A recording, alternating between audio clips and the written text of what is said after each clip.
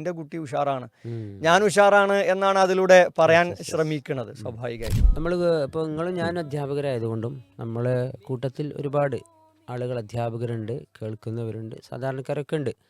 അപ്പോൾ അധ്യാപകർക്കും മാതാപിതാക്കൾക്കുമാണ് യഥാർത്ഥത്തിൽ ഇന്ന് കുട്ടികളെ ഒരു വലിയ ചിലപ്പോൾ ഒരു പ്രശ്നങ്ങളായിട്ട് തോന്നുന്നുണ്ടാവും, ചിലപ്പോൾ വലിയ സന്തോഷവും ആ കുട്ടികളിലൂടെ ആയിരിക്കും. നമ്മൾ എല്ലാ ദിവസവും ക്ലാസ് എടുക്കുന്നതിന് പകരം ചില ദിവസങ്ങളിലൊക്കെ നമ്മൾ ബോധപൂർവം കുട്ടികളുമായി കൊണ്ടുവന്ന് ഇൻട്രാക്ഷൻ നടത്താൻ വേണ്ടി പഠിപ്പിക്കുകയും അങ്ങനെ തന്നെയാണ്. എന്നിരുന്നാലും അതിന് പുറമെ നമ്മൾ അങ്ങനെയൊക്കെ ഒരു ശ്രമങ്ങൾ അധ്യാപകർ എന്ന നിലയ്ക്ക് നമ്മൾ ഓരോരുത്തരും നടത്തുന്ന കാര്യമാണ്. അപ്പോൾ ഞാൻ കഴിഞ്ഞ ദിവസം ചെയ്തൊരു കാര്യം, ഒരു സെൽഫ് ഇവാലുവേഷൻ. കുട്ടികൾക്ക് അവരിങ്ങനെ സ്കൂളിലേക്ക് വരുന്നു, സ്കൂളിട്ട് പോകുന്നു, അവരെ കളികൾ, അവരെ ചില പ്രവൃത്തികൾ, ഇതൊക്കെ ആയിട്ട് ഇങ്ങനെ പോവാണല്ലോ. അപ്പോൾ എന്താണ് ഇപ്പോൾ അവനവൻ്റെ ലൈഫ് ഇപ്പോൾ എങ്ങനെ പോണത്, അതിൻ്റെ ഒരു നിലവാരം എന്താണ്, അല്ലെങ്കിൽ എന്തൊക്കെ കാര്യങ്ങളാണ് ഇപ്പോൾ ചെയ്തുകൊണ്ടിരിക്കുന്നത്, ഇതിനെക്കുറിച്ചൊക്കെ ഉള്ള ഒരു അവയർനെസ് അവർക്ക് സ്വയം ഉണ്ടാകാൻ വേണ്ടിയിട്ട് ഒരു ജസ്റ്റ് ഒരു സാധനം ഉണ്ടാക്കി. എന്നിട്ട് അതിൽ അവരുടെ പിന്നെ രാവിലെ എഴുന്നേറ്റത് മുതലുള്ള ബന്ധപ്പെട്ട ചില കാര്യങ്ങൾ, നമസ്കാരം, പഠനം, വായനാ സമയം, പിന്നെ അവരുടെ മാതാപിതാക്കളായിട്ടുള്ള ബന്ധം, കുടുംബ ബന്ധം, അയൽവാസി ബന്ധം, സുഹൃത്തുക്കൾ, ഇതിനൊക്കെ കണക്ട് ചെയ്തിട്ടുള്ള കുറച്ച് ചോദ്യങ്ങൾ. എന്നിട്ട് അതിനൊരു 3 ഓപ്ഷനും ABC എന്ന് വെച്ചാൽ ഏറ്റവും നന്നായത്, മികച്ചത്, മോശം, അങ്ങനെ നമ്മൾ പറയുമല്ലോ. അപ്പോൾ സുഹൃത്ത് ബന്ധത്തെക്കുറിച്ചും ഈവൻ അവർ ഉപയോഗിക്കുന്ന ഈ കോസ്മെറ്റിക്സ് ഉണ്ടല്ലോ, അതിൻ്റെ ഉപയോഗത്തെക്കുറിച്ച് വരെ അതിൽ എന്ത് ചെയ്യുന്നുണ്ട്, ചോദ്യങ്ങളുണ്ട്. അപ്പോൾ ഓരോ ലൈഫിൽ റിലേറ്റഡ് ആയിട്ടുള്ളത് മാത്രം, കൂടുതലാവാനും പാടില്ലല്ലോ. ഏറ്റവും അവരെ ബാധിക്കുന്നതും എന്നാൽ അവരറിയാതെ പോകുന്നതും അശ്രദ്ധരായി പോകുന്നതും ഗൗരവം കൊടുക്കാത്തതും ഒക്കെ ആയിട്ടുള്ള വിഷയങ്ങളെക്കുറിച്ച് ഇങ്ങനെ ചിന്തിപ്പിക്കുന്ന ഒരു ഓർഡറിൽ ഇങ്ങനെ കൊണ്ടുപോയിട്ട്, അപ്പോൾ ഇതൊക്കെ ചെയ്ത് കഴിഞ്ഞപ്പോൾ എനിക്ക് മനസ്സിലായ ചില കാര്യങ്ങളുണ്ട്. കുറച്ചൊക്കെ ഒരു ജനറൽ ആയിട്ടുള്ള കാര്യങ്ങളും ചോദിച്ചിട്ടുണ്ടായിരുന്നു അതിൽ, ഓപ്ഷനായിട്ട് ഉത്തരം ചെയ്യാനുള്ള കോലത്തിൽ. അപ്പോൾ ഞാൻ മനസ്സിലാക്കിയെടുത്തോളം ഈ നമ്മുടെ ചുറ്റുപാടിനെ കുറിച്ചുള്ള ഒരു നോളജ് ഉണ്ടല്ലോ, ഒരു അറിവുണ്ടല്ലോ, അത് മക്കൾക്ക് വളരെ കുറവാണ്. നമ്മൾ വിചാരിക്കും ഫോണുമൊക്കെ കളിക്കാൻ അറിയും. അപ്പോൾ കുട്ടികളെക്കുറിച്ച് പൊതുവെ ഓല് എല്ലാവരും ചെയ്യും, ഫോണിൽ എല്ലാതും അറിയാം. അങ്ങനെ പറയുമ്പോൾ നമ്മൾ വിചാരിച്ച് ഭയങ്കര സംഭവം. പക്ഷേ ആ ഫോണിൻ്റെ അകത്ത് എന്തൊക്കെ തരികിട കളിക്കാൻ പറ്റുന്നതിനെ കുറിച്ചുള്ള A to Z അവർ യൂട്യൂബിൽ നിന്നും ChatGPT നിന്നും ഒക്കെ ചോദിച്ച് മനസ്സിലാക്കി അത് യൂസ് ചെയ്യാൻ അവർക്കറിയാം. നേരെ മറിച്ച് ഒരു അറിവ്, ഇത് ഇങ്ങനെയൊക്കെയാണ് കാര്യങ്ങൾ, അല്ലെങ്കിൽ ഇങ്ങനെയൊന്നും ആവാൻ പാടില്ല എന്നുള്ളതിനെക്കുറിച്ച് തിരിച്ചറിവ്, അറിവുണ്ടായ പോരല്ലോ, തിരിച്ചറിവും വേണമല്ലോ. ആ സംഗതി എന്തില്ല, കുട്ടികൾക്കില്ല. അങ്ങോട്ട് ഞാൻ എന്ത് ചോദിച്ചാൽ 9ാം ക്ലാസ്സിലാണ് ഇത് പരീക്ഷിച്ചത്. അപ്പോൾ 9ാം ക്ലാസ്സിലെ കുട്ടികൾ 10ാം ക്ലാസ് ഇപ്പോൾ ഒരു പരീക്ഷയുടെ ആ ഒരു ലെവലിലാണ്, നമുക്കൊരു സെക്കൻഡ് പോലും അവർക്ക് അങ്ങനെ കളയാനില്ല. അപ്പോൾ 9ാം ക്ലാസ്സിലെ കുട്ടികളോട് ഞാൻ ചോദിച്ചു, നിങ്ങളെ കൂട്ടത്തിൽ ഏറ്റവും പ്രായം ചെന്ന കുട്ടികളാരാന്ന്. അപ്പോൾ 2 കുട്ടികളുണ്ടായിരുന്നു, ഒരു ആൺകുട്ടി ഒരു പെൺകുട്ടിയും. ബാക്കി എല്ലാവരും 15, ഒരു 16 വയസ്സായിട്ടുണ്ട്. അപ്പോൾ അവരോട് പറഞ്ഞു, നിങ്ങളുടെ ലൈഫിൽ ഉണ്ടായ ഏറ്റവും സന്തോഷവും ഏറ്റവും മോശമായിട്ടുള്ള അല്ലെങ്കിൽ സങ്കടം ഉണ്ടായ ഒരു കാര്യം ഒന്ന് പങ്കുവെക്കണം എന്ന് പറഞ്ഞു. അപ്പോൾ അത് അങ്ങനെ അവരെ കൊണ്ട് ചെയ്യിപ്പിക്കാൻ കാരണം എന്താ വെച്ചാൽ, അവരെ കൂട്ടത്തിൽ നിന്ന് ഒരാൾ അവരുടെ ഒരു എക്സ്പീരിയൻസ് പറയുമ്പോൾ എന്തായാലും ഒരു വർഷം മറ്റുള്ളവരെയും കാട്ടിലും ജീവിതാനുഭവം അവർക്ക് ഉണ്ടാവുമല്ലോ. അപ്പോൾ അങ്ങനെ പറഞ്ഞിട്ട് ഞാൻ പറഞ്ഞു, നിങ്ങളെ കാട്ടിലൊരു ഇത്ര വർഷം എനിക്ക് എക്സ്പീരിയൻസ് ജീവിതത്തിൽ എനിക്കുണ്ട്. അപ്പോൾ നിങ്ങളുടെ ഈ ഒരു ജീവിതത്തിൻ്റെ പ്രായവും ഘട്ടങ്ങളൊക്കെ കടന്നു വന്നിട്ടുള്ള അനുഭവങ്ങളാണ് നിങ്ങളോട് പറയുന്നത്. പക്ഷേ നിങ്ങൾക്കിപ്പോൾ അത് മനസ്സിലാവില്ല. അങ്ങനെ ഒരു അവയർനെസ് കൊടുക്കാൻ വേണ്ടിയിട്ടാണ് ഞാൻ ഓരോ കൊണ്ട് തന്നെ ഒരു അനുഭവം പറയിപ്പിച്ചത്. അപ്പോൾ എനിക്ക് അതിൽ നിന്ന് കിട്ടിയൊരു വിഷയം എന്താ വെച്ചാൽ, ജനറലായിട്ട് നമ്മളെ മക്കൾക്ക് ഒന്നും അറിയില്ല എന്നതാണ് സത്യം. അപ്പോൾ അത് അവരെ ബോധ്യപ്പെടുത്താൻ നമ്മൾ ഒരു ടൂളായിട്ട് ഉപയോഗിച്ചത് ഒരു ഫോമാണ്.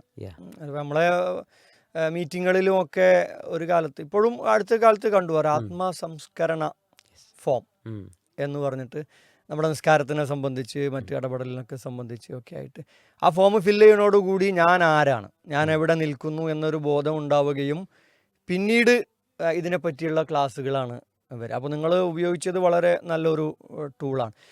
പലപ്പോഴും പിന്നെ രക്ഷിതാക്കൾ മക്കളെ പറ്റി പറയും, എൻ്റെ കുട്ടി കമ്പ്യൂട്ടറിൽ പുലിയാണ്, ഓനാളൊരു കമ്പ്യൂട്ടറാണ്, ഓന് ഫോണിൻ്റെ എല്ലാ കാര്യങ്ങളും അറിയാം. അത് നമ്മൾ ഒരു സെൽഫ് ഡിഫെൻസിൻ്റെ ഭാഗമായിട്ട് എൻ്റെ കുട്ടി ഉഷാറാണ്, ഞാൻ ഉഷാറാണ് എന്നാണ് അതിലൂടെ പറയാൻ ശ്രമിക്കുന്നത് സ്വാഭാവികമായിട്ടും. എന്ന് പറയാന്നുള്ളതല്ലാതെ കുട്ടിയുടെ വീക്ക് പോയിന്റുകൾ എന്തൊക്കെയാണ്, ഇപ്പോൾ നമ്മൾ കുട്ടികളോട് ചോദിച്ചു നിങ്ങളുടെ പഞ്ചായത്ത് പ്രസിഡന്റ് ആരാണ്, യെസ്. നിങ്ങളുടെ വാർഡ് മെമ്പർ ആരാണ്, സ്ഥലം എസ് ഐൻ്റെ പേരെന്താണ്, ഉം. ഇതൊന്നും അവർക്ക് അറിയില്ല. യെസ്. അയലോക്കത്തെ ഒരു 5 ആളുകളുടെ പേര് ചോദിച്ചാൽ അവർക്ക് അറിയില്ല എന്നുള്ളതാണ് വസ്തുത. വീട്ടിലെ വൈഫൈ ആണ് പോകണം, പുറത്താണ് ഇറങ്ങണമെങ്കിൽ. യെസ്. മനസ്സിലായല്ലോ. Yeah. അപ്പോൾ പല രംഗത്തും നമ്മുടെ കുട്ടികൾ വീക്കാണ്. നമ്മൾ പോലും പല രംഗത്തും വീക്കായി പോയി എന്നുള്ളത് കൂടി ഈ ഒരു രംഗത്ത് ചിന്തിക്കാണ്ട് എന്നുള്ള ഒരു തോന്നലുണ്ട്. നമ്മുടെ അഡ്രസ്സ് തെറ്റാതെ പറയാൻ വയ്ക്കുക എന്നുള്ളത് ഒരു കാര്യം തന്നെയാണ്. കുട്ടികൾക്കത് അറിയണില്ല, പോസ്റ്റ് അറിയില്ല. നമ്മളാ ഒരു നാട്ടിലത്തെ ആ ഒരു ലോക്കൽ ഏരിയ ഉണ്ടല്ലോ അതറിയാം. ചിലപ്പോൾ താലൂക്ക് എന്താണെന്ന് അവർക്ക് അറിയില്ല, പഞ്ചായത്തിൻ്റെ പേര് അറിയാത്തവരുണ്ട്. അപ്പോൾ ഇപ്പോൾ ഈ ഇലക്ഷനും കാര്യങ്ങളൊക്കെ ഇങ്ങനെ വന്ന സമയത്തെങ്കിലും കുട്ടികൾ അവർക്കൊന്നും അതിൽ വലിയ കാര്യങ്ങളൊന്നും ഇല്ലെങ്കിലും ഒരു ശ്രദ്ധ, നമ്മുടെ പഞ്ചായത്ത് ഏതാണ്, നമ്മുടെ താലൂക്ക് ഏതാ, ബ്ലോക്ക് ഏതാ, ഇതൊക്കെ അറിയാം. ഇനി അതിൻ്റെ ആളുകൾ അറിഞ്ഞിട്ടില്ലെങ്കിലും അത് ആ സ്ഥലം ഇതൊക്കെ ഒന്ന് അറിയണമെങ്കിലും. അപ്പോൾ അങ്ങനത്തെ ഒരു കാര്യങ്ങളും വളരെ അപൂർവം കുട്ടികൾക്ക് ഉണ്ട്. പക്ഷേ അധികം ആളുകൾക്കില്ല. അവർ ശരിക്കും ഒരു ഇമാജിനേഷൻ്റെ ലോകത്താണ്. നമ്മളൊക്കെ എപ്പോഴും പറയുന്ന കാര്യങ്ങൾ തന്നെയാണല്ലോ. അതായത് അവരെ മനസ്സിൽ ഇങ്ങനെ എന്താ വെച്ചാൽ ചിലപ്പോൾ കുളിക്കും കൂടെ ചെയ്യാതെ കാര്യം ചിലപ്പോൾ എന്ത് ചെയ്യണത് ഈ പിന്നെ പൂട്ടിയിട്ടുങ്ങാണ്ട് അല്ലേ ആളുകളെ കാണിക്കാൻ വേണ്ടി മാത്രമല്ല ലൈഫായിട്ട് കുട്ടികൾ മാറാൻ മുതിർന്നവരും അങ്ങനെ ഉണ്ട് എന്നുള്ളത് നമുക്ക് സങ്കടകരമാണ്. ഈ രക്ഷിതാക്കളടക്കം അങ്ങനെ ചെയ്യുന്ന ആൾക്കാരുള്ളതുകൊണ്ടാണ് മക്കൾ ഇത് കണ്ട് പഠിക്കണമെന്നും കൂടെ ഒരു പരിധിവരെ നമുക്ക് അങ്ങ് പറയേണ്ടി വരും. ഒരു സമൂഹ പ്രതിബദ്ധതയും ഇല്ലാതെ കുട്ടികൾ വളർന്നു പോകും എന്നുള്ളതാണ് ഇതിൻ്റെ ഒരു ദുരവസ്ഥ. അയലോക്കത്ത് ഒരു ആള് വളരെ അത്യാസന്ന നിലയിൽ ഹോസ്പിറ്റലിൽ കൊണ്ടുപോകേണ്ട ഒരു ഘട്ടം വന്നു. അയലോക്കത്തിനെ കുറിച്ച് ചിന്തയില്ലാത്ത, അയലോക്കത്തെ അറിയാത്ത ഒരാളാണെങ്കിൽ, ഒരു കുട്ടിയാണെങ്കിൽ അവിടെ വെക്കും, അത് അവർ എന്താ ചെയ്യട്ടെ.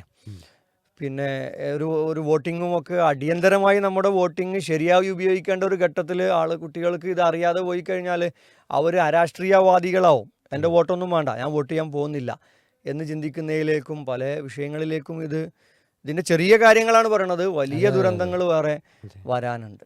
സാമൂഹിക ജീവിയായിക്കൊണ്ട് ജീവിക്കണമെങ്കിൽ സമൂഹത്തിൽ ഇടപെടാനും ചുറ്റുപാടിനെ കുറിച്ച് അറിയാനും സാധ്യമാകണം. മാതാപിതാക്കൾ ബോധപൂർവം ഇത്തരം വിഷയത്തിൽ ഇടപെടണം. നമ്മളെപ്പോഴും പഠിക്കുക എന്ന് പറഞ്ഞിട്ട് എന്ത് ചെയ്യും, പുസ്തകം വായിച്ച് പഠിക്കുന്നതിനെ കൂടുതൽ നിർബന്ധിക്കുകയും സമയം ചെലവാക്കുകയും ചെയ്യാൻ വേണ്ടി പറയും. പക്ഷേ കുട്ടികൾക്ക് അതിനോട് താല്പര്യമില്ല എന്നുണ്ടെങ്കിൽ, അതായത് കൂടുതൽ സമയം ഇരുന്ന് വായിക്കാനുള്ള താല്പര്യമില്ല എന്നുണ്ടെങ്കിൽ സ്വാഭാവികമായിട്ട് അവർക്ക് ഉപകരിക്കുന്ന ചില സംഗതികൾ അരമണിക്കൂറോ ഒഴിവുള്ള ദിവസങ്ങളിലോ ഒക്കെ ഒന്ന് കൊടുത്ത് വായനയോടുള്ള താല്പര്യം ഉണ്ടാക്കുക.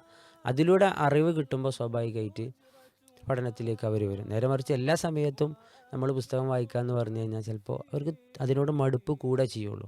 ഇപ്പോൾ പല രക്ഷിതാക്കളും പറയുന്നൊരു കംപ്ലയിൻ്റ് എന്താ അറിയോ, പുസ്തകം എടുത്ത് വായിക്കണില്ല എന്നുള്ളതാണ്. ഇപ്പോഴത്തെ ഒരു ക്വസ്റ്റ്യൻ്റെ എല്ലാ പ്രത്യേകത നമുക്കൊക്കെ അറിയാം.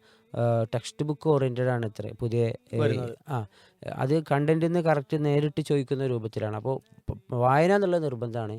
അതിലേക്ക് എത്തിക്കാൻ വേണ്ടിയിട്ട് നമ്മൾ മറ്റു പലതും ഉപകാരപ്പെടുന്നത് വായിക്കാനൊക്കെ കൊടുത്തിട്ടൊക്കെ ഇതിലേക്ക് കൊണ്ടുവരാനേ സാധ്യമാക്കുള്ളൂ. തീർച്ചയായും.